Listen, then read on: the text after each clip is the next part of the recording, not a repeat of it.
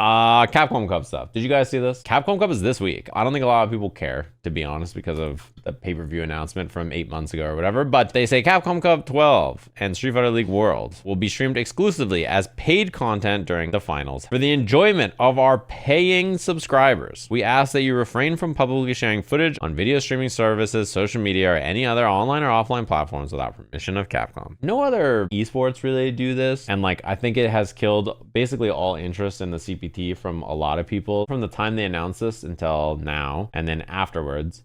They lost so many potential people who want to watch their product and also would consume more, like engage with their product further. In fact, I think there's a lot of people who have not really played much Street Fighter since they announced the pay-per-view stuff. And the entire year's tour, for those of you who need a reminder, is the Capcom Pro Tour, which is generally built off the backs of grassroots organizers, TOs who run large offline events or host the online qualifiers for the World Warriors, run a lot of this tour, like most of it. You look at how people qualify for Capcom Cup as an example, this event in Chengdu, China, and EVO, and UFA, and EWC, and another EVO, and Blink, and CEO, and Combo Breaker, and this EVO, and then all these World Warriors. Soon it's going to be EVO, and then EVO, and then EVO, and then EWC, and then EVO, and then EVO, and then Combo Breaker, and CEO, and then EVO. But yeah, all of these events, right, are run by other people that are not Capcom. And then these World Warriors are the vast majority of the qualifiers. And these are just run by like people. Alex Valle runs Level Up and he does US and Canada West. We have the EU folks, the salty people, they're running this over here. Fireman Ruby is running the Asia one that we have going on here. They're just people. All of the World Warriors are run by community TOs in all the regions. And like the whole year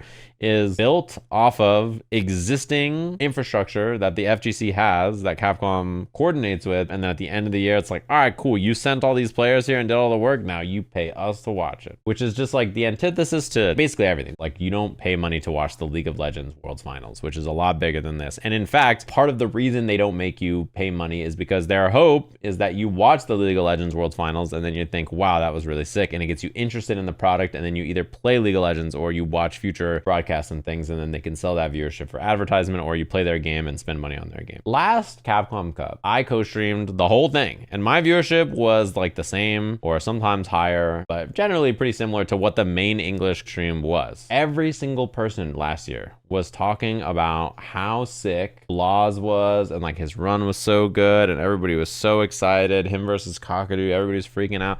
It was such a big storyline. And now because it's paywalled and we can't talk about it or discuss it or make content around it, basically the finals of the most important tour for Street Fighter for the whole year is like inaccessible to most people. I like the game a lot, but like it's so hard to be excited when this happens, you know? Everything else about the game is so cool and this is just such a massive floundering. You have such a good thing going, people love your product, like why would we do this? They have like no goodwill with the community because of it, and they'll build less Street Fighter fans because of it. Straight up. Yeah, you're gonna give away $1 million and no one's even gonna see it. That's true. You can watch it in the Battle Hub. The Battle Hub has like 7,500 total slots, and Street Fighter has like 30,000 people online at that time. So are you gonna get a spot?